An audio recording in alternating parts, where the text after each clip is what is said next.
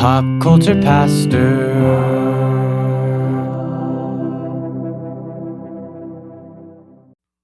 Oh, good morning. Good morning, everyone. It is the morning time. It is. Yeah. Yesterday was my birthday. Feliz cumpleaños. Oh, thank you. I celebrated by reserving my spot in a nursing home. Well, at least you are one step ahead for your family. We're not that far ahead. I'm old. I'm old. Golly, I'm old. I feel like a nursing home sounds all right, really. They feed you. I can watch TV. They have planned social activities. Yeah, I don't want those. I'm kind of an introvert. You will enjoy your ice cream social and bingo and like it. Yeah, that sounds about right. Hey, I did work at a nursing home for a little while. I made breakfast. This was like I was in between jobs, and I can't remember how long ago this was. And my brother-in-law worked in physical therapy, and he works at a nursing home. Are they called nursing homes, or am I using a wrong terminology there? Senior residential. I don't know. Another byproduct of being old is terminology moves fast now. And then the old terminology is somehow hurtful to people. So I'm always afraid I'm like using the wrong terminology because I'm just ignorant and old. Yeah, some residential living facility. Okay. Anyways, I was in between jobs and I was like, they needed people in their kitchen. And I said to them, like, yeah, I'll work here for 3 months. It was like predetermined. I said, hey, I'll come in. You guys need help. I'll work for 3 months. And I had never at any point been a breakfast maker, but by the end of that 3 months, man, I could make you a breakfast now because they made everything to order for the residents. I mean, there was certain things. I mean, I had what I had. I wasn't making eggs bennies. But what about a lean, mean French toast? Yeah.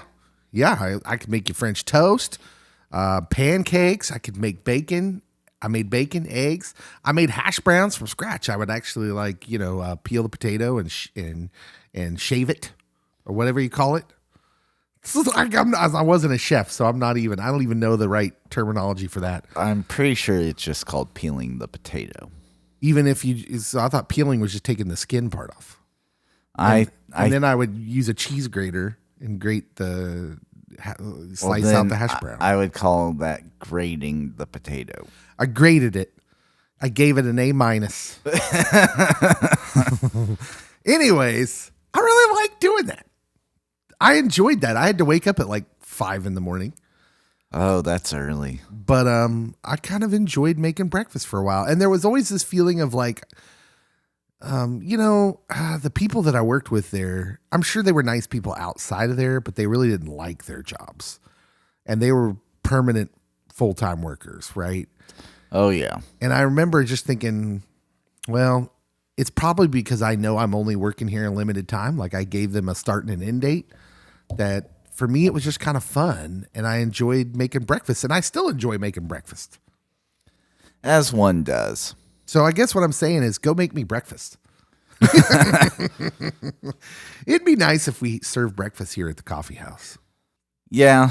But then it opens up a whole nother, thing with the health department and all that. So people could just bring us breakfast at the coffee house. Yeah, if you want to do that. In lieu of donations. If you want to donate, we will accept donations of both. Yeah. Eggs and hash browns and bacon. Good morning.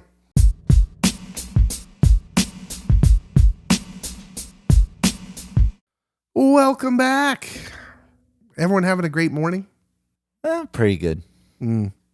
Yeah, apparently everyone's having a great morning except for pizza executives. Apparently pizza's hitting a wall. Not in my heart. Well, I'm reading this article on CNN Business. Apparently we're getting tired of pizza. Nope. I'm getting tired of garbage tasting pizza. Yeah, well, exactly. That's my thoughts too. It's like, who's getting tired of pizza?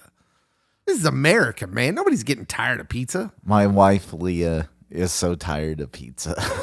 That's nonsense. Again, I'd say she's tired of junk pizza. No, she says, I have outdone the typical consumption of pizza and have ruined pizza for her forever. Well, all right. This article is about one in particular, Papa John's. Says their sales are still up because it went up during the pandemic. Oh, way to go. Because, the big cities where you were, quarantined, the only way you could get food was by ordering it and having it delivered. And so, you could go to the grocery store, but who's doing that? Not I. But the growth is slowing and Papa John's executives are nervous. In the second quarter, sales at its North American restaurants open at least a year grew just under 1%, which is down from the 5% in the same period last year. So they're worried because the growth, they're growing, but not as fast as they did last year. That's a weird thing. / I would not ever release that as we're concerned about this, just because it makes you look terrible. Oh yeah, it makes you look terrible, especially with how unhealthy some Americans are with their diet and how there really isn't a whole lot of nutritional options at Papa John's. There probably are a few, but most people are ordering their pizza, which is not nutritional at all. Yeah. And literally, be happy that you are able to earn money and employ a bunch of people and are able to give back to the community through the Shaq-a-Roni pizza. What's a Shaq-a-Roni? Is that a real pizza?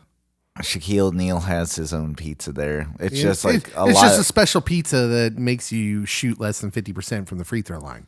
Yep. Yeah. Nice. Scott Rodriguez, get this title. He's the Senior Vice President of Menu Strategy and Innovation at Papa John's. I want to be the assistant to the Senior Vice President of Menu Strategy and Innovation at Papa John's. How does one get that role? How can I get that job? That's an amazing job. Menu strategy alone. I think I just found the new calling because I think I was made for menu strategy. Taco Bell, please call me. I've had this great idea for a Taco Bell retro for a long time. I could revolutionize your restaurant. And you will see growth like you had not seen in years. Yes. And it all has to, you wouldn't even have to change normal Taco Bells. Just start popping up these other restaurants, these Taco Bell retros that only serve things that used to be on your menu.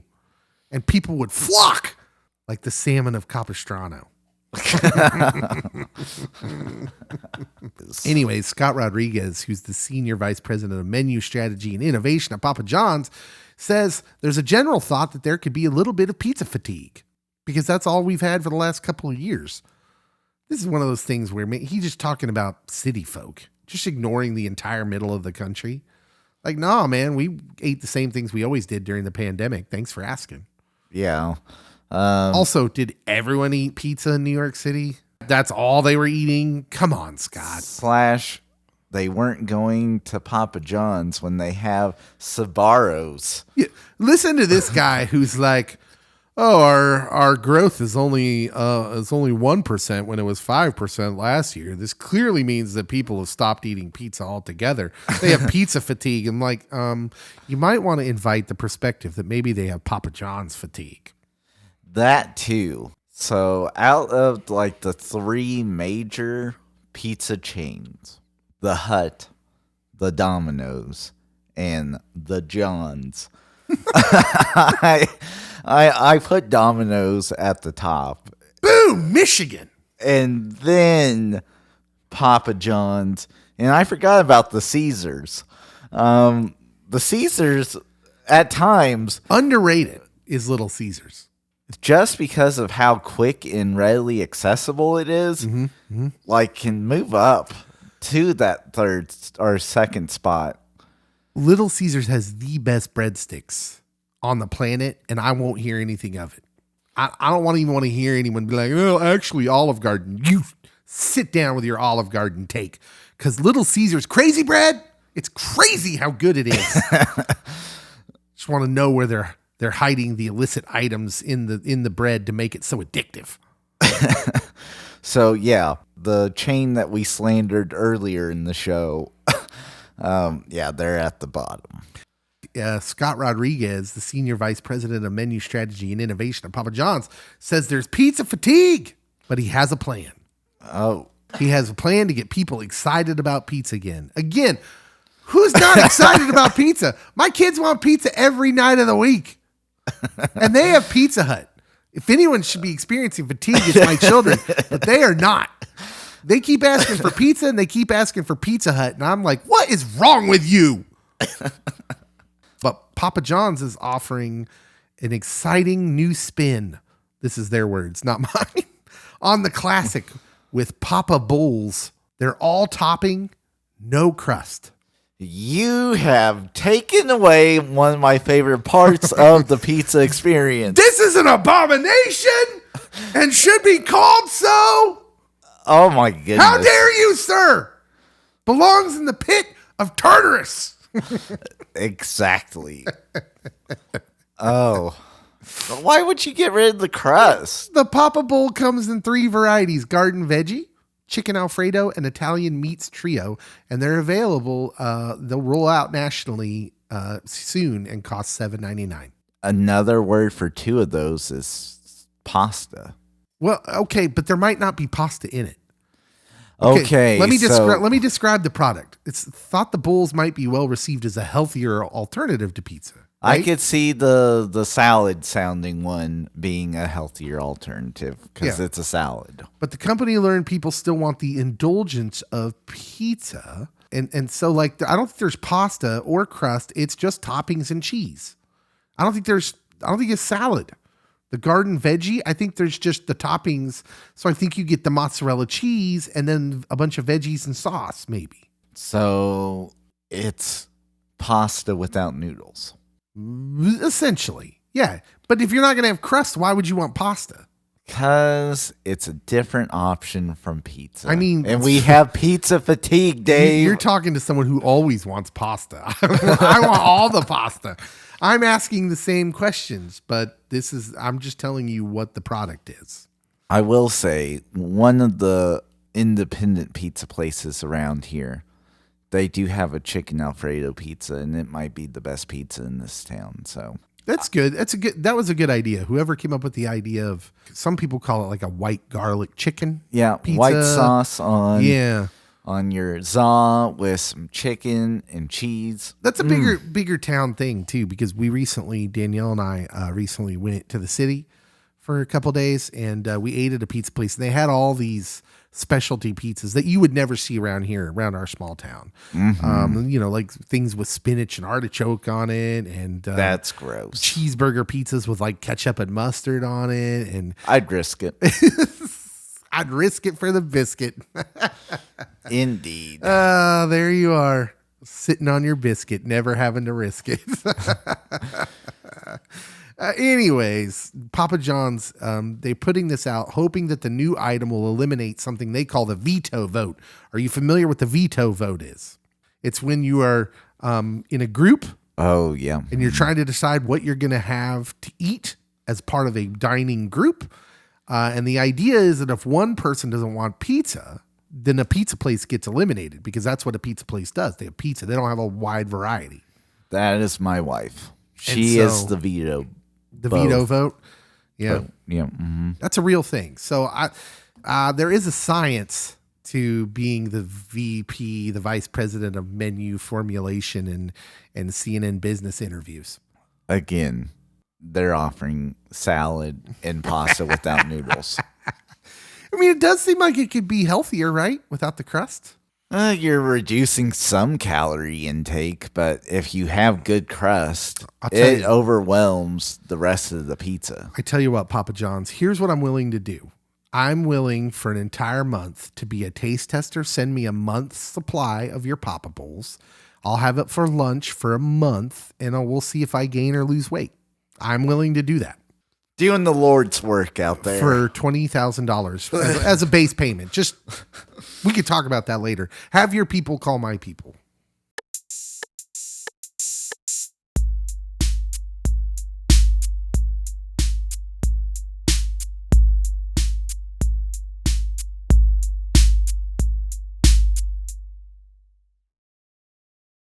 Now, Cody, we're past what the most wonderful time of the year. And a lot of people think the most wonderful time of the year is Christmas. Yes. But they're wrong. It's actually Girl Scout cookie season. Oh, I thought it was going to be Christmas in July. Well, we can do Christmas whenever we want. Sometimes we'll watch a Christmas movie in July just because it's been a while. And we really love Christmas. Don't get me wrong. I really love Christmas. But Girl Scout cookie season is a wonderful day. Or days, I guess. Weeks, months. I always buy an amount of boxes and then realize I didn't buy enough and then go back and buy more. What are your favorite Girl Scout cookies? The chocolate covered peanut butter. Tagalongs? Mm-hmm. Yeah, that's what they used to be called. I don't know if they're called. They have special names anymore or not. Yeah, those were legit. Yeah, I'm all about the tagalongs and the peanut butter sandwich ones. I also like the thin peppermint ones. The Thin Mints. Yeah. The funny thing about Girl Scout cookies, you just start eating them, and by the time you realize what you've done, the whole pack's gone. And then you feel like, ooh, I'm a terrible person. I just ate an entire box of Girl Scout cookies. How did that happen? I feel the boxes have gotten smaller.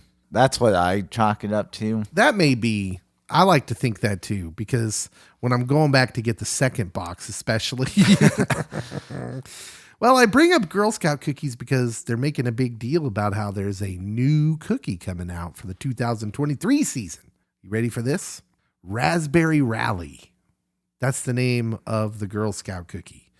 It's described as a sister cookie to Thin Mints. The Raspberry Rally is infused with raspberry flavor instead of mint and dipped in the same delicious chocolatey coating. Oh, he's unsure.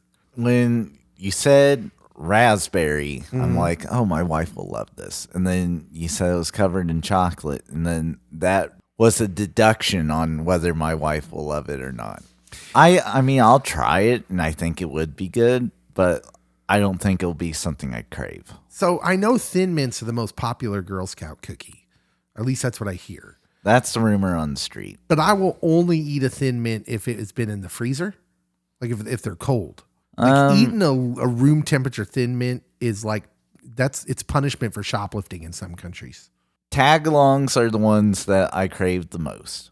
Hands down. Yeah. And then like also good cold. If there is nothing else, Thin Mints. Thin Mints. That would be your second one. But I think Thin Mints are only good if they're cold, and they're not my first choice. My first choice are the Tagalongs, then the peanut butter sandwich cookies. Then I guess if we're all out of those, or the kids ate all my cookies, I will start eating cold Thin Mints. Although I will say, while I'm not a big fruit guy, not a big fruit flavoring and chocolate guy, I bet these cold would be amazing. Potentially. Yeah, they're making they seem to think it's the next big thing. They'll start selling, in 2023, and that's what it looks just like a Thin Mint. The texture's similar. The cookie has a pinkish hue in the middle.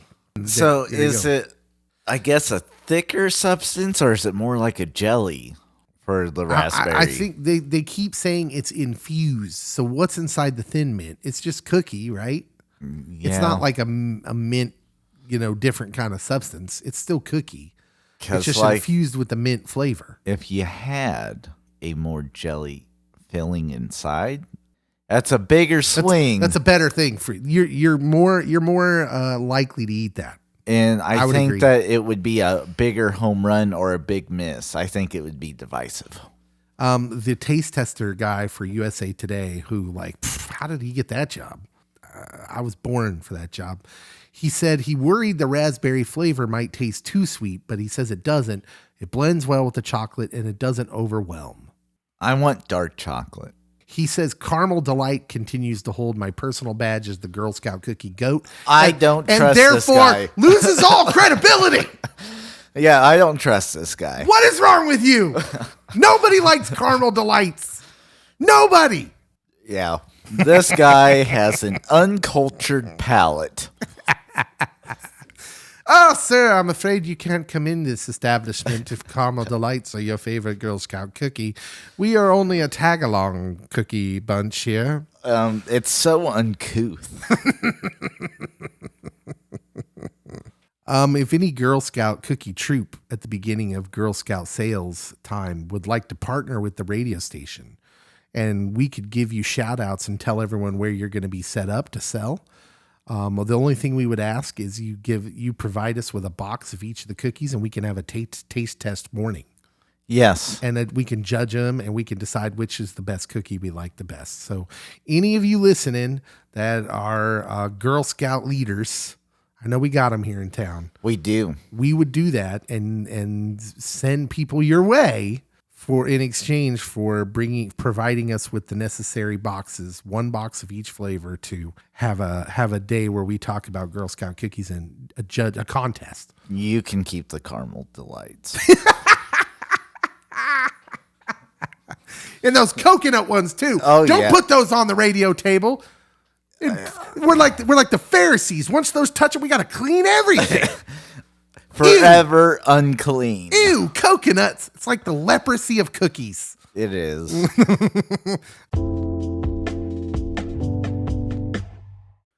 So when I went to Israel, Cody, I went to a McDonald's there. And going to a McDonald's in like another country is pretty interesting because they have a lot of different menu items from place to place. So in Israel, beef's not as big of a thing. So they had like one hamburger. Well, that's because they don't have Sam Elliott telling them that's what's for dinner. Yeah, we do have Sam. Can we put Sam Elliott on Mount Rushmore? Is there room? We could just take off FDR, right? Oh, yeah. Or Teddy. Take Teddy off. I don't know if you take Teddy off. Which one's the lesser Roosevelt? That's an important question. If you had to take one of the Roosevelts off, who do you take off? It's got to be Teddy, right? I'm taking FDR off. Really? Did FDR ride a moose? No.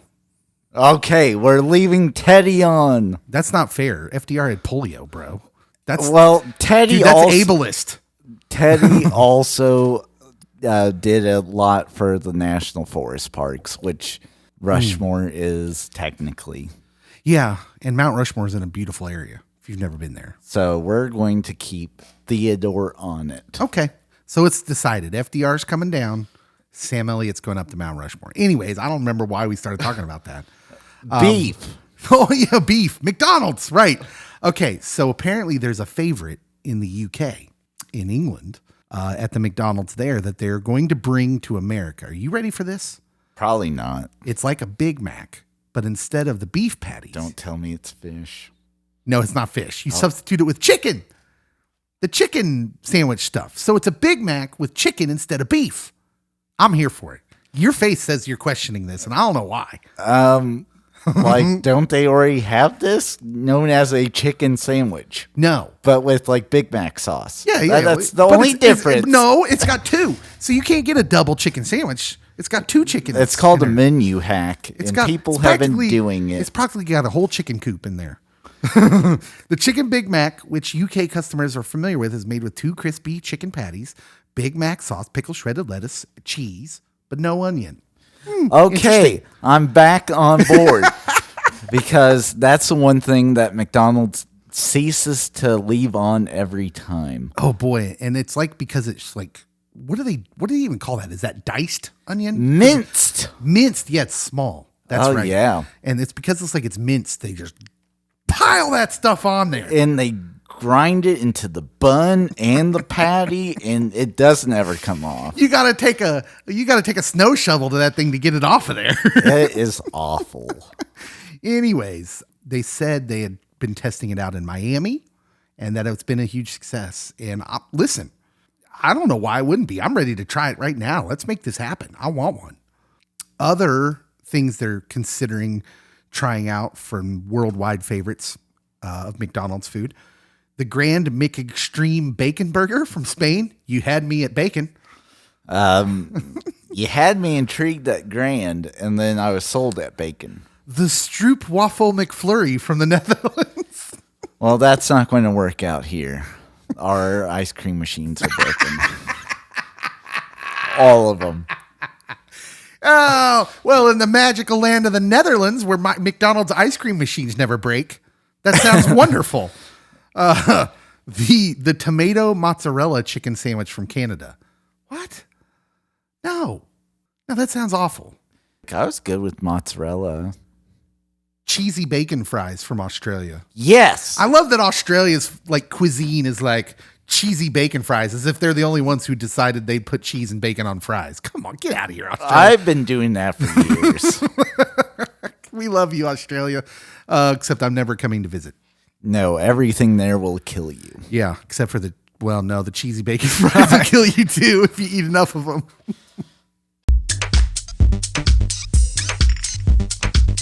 So a lot of the problems with our culture as it pertains to celebrity culture or just people who live their lives out there in the public eye, which basically we all do now.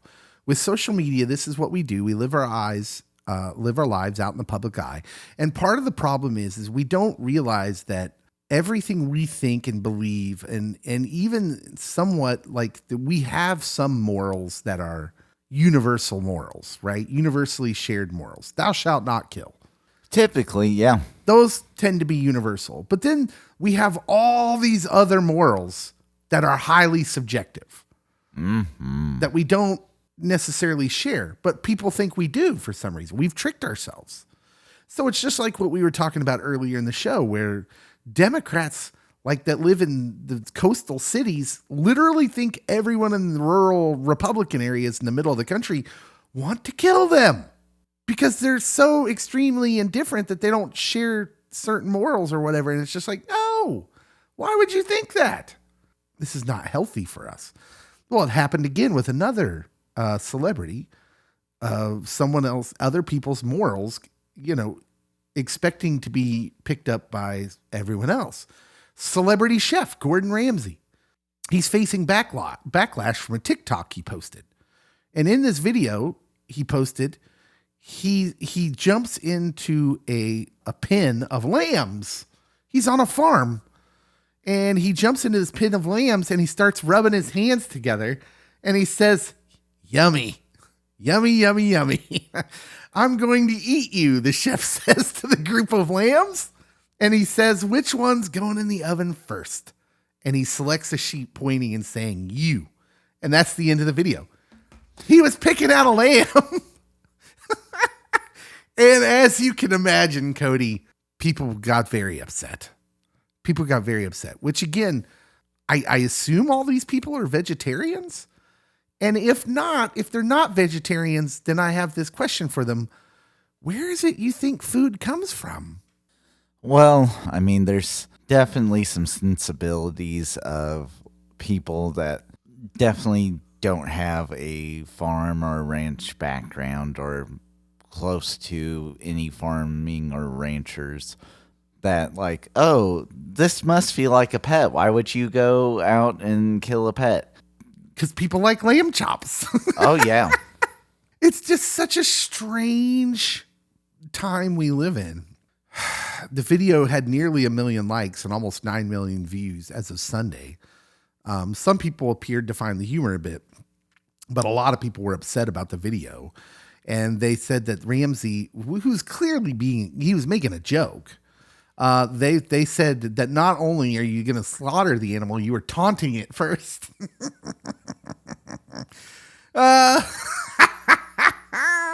And I'm like, wait a minute, that sheep didn't know he was taunting it. This is a real comment from the TikTok from another user. What a classless, out of touch, and heartless way to treat another sentient being. Animal abuse was accused several times. Do you think that grown men should be teaching children on TikTok? First of all, if your child's on TikTok, that's abuse. Yeah. But this person says, do you think grown men should be teaching children on TikTok that animal abuse is funny? Okay, so animal abuse is different than actually putting animals to, I guess, for lack of a better word, slaughter for food. Because animal abuse, you're saying there's some neglect, there is constant like violence being enacted upon the animals, such as dog fighting, those sorts of things, where clearly these lambs they look healthy. They're in a nice area. They're not like on top of each other in nasty conditions. this lamb is probably living a better life than the commenter was. Yeah. I don't know about all that. It's sort of obnoxious because it's just like, come on. Like hey, we all respect if you're a vegetarian. If you're a vegetarian, you come over to my house, you're not going to get meat to eat. All right? Most people are like that. Most people will try to acquiesce to your sensibilities, like if you were a guest in someone's home. But you're asking people to acquiesce to your sensibilities, even if they don't know you. Unless this person that commented is of the Jain religion, where literally they sweep their paths with big leaves so they don't crush bugs. Like they don't want to harm any living creature.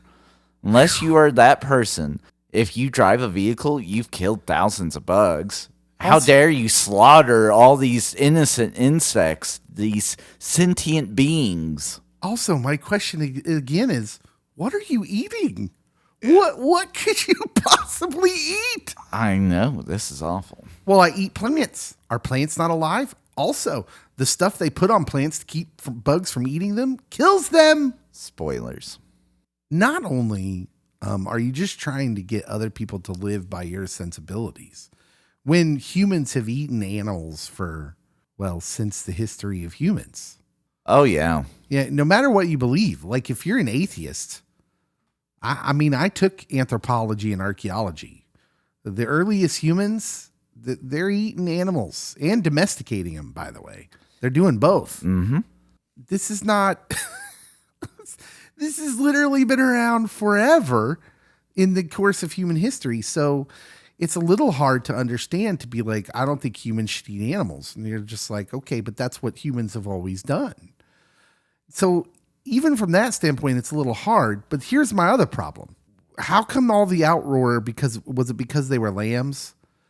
I don't hear a lot of people going to bat for cows. I mean, I know they're out there. Yeah. But it's like, oh, not the lambs, not the cute little lambs. But if it's cow, it's like, get on the truck, cow. You're food.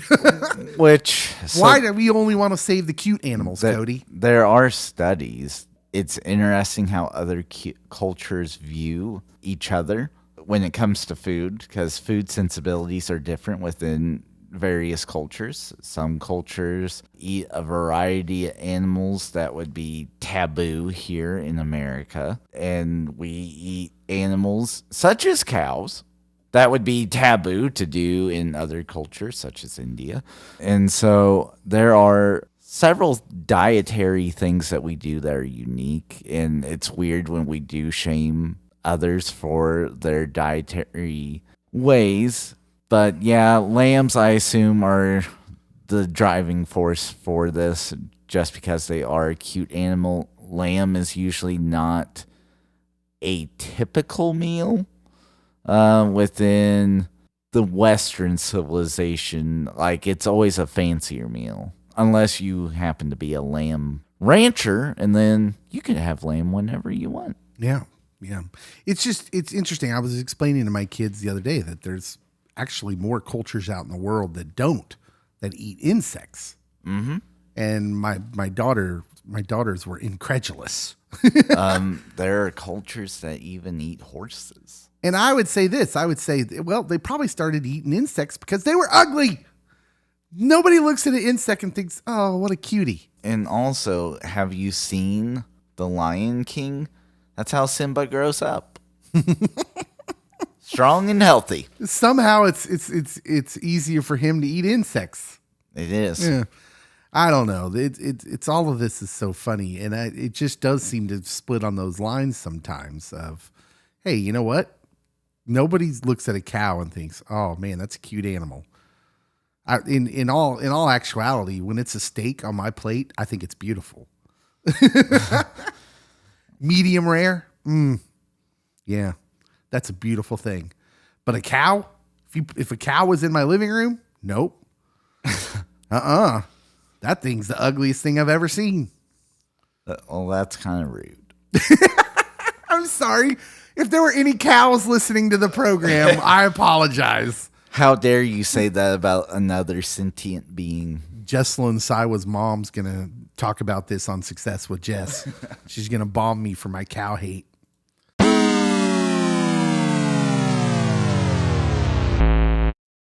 Hey everybody, Dave here. Thank you so much for listening to our Radio Leftovers podcast. All these clips come from a radio show we do on KFEX 93.1 Firescape Radio. It's a little Christian FM radio station, part of a youth ministry in Chanute, Kansas. If you'd like to listen to the radio show, if you're interested in that sort of thing, you can tune in at www.kfex931.com. Or you can download the KFEX app from your phone's app store. You can check that out there. As always, we invite you to listen to the podcast, the big podcast as well. If you like what you hear, the way it really would help us out is if you subscribe to the podcast, you rate and review the podcast. That would also help us out. Write us a little review, butter us up a little bit. You know how it goes. And then, of course, share the podcast on your own social media while you follow us on social media as well. Thank you so much for listening. We love you guys so much, and we'll see you on Friday.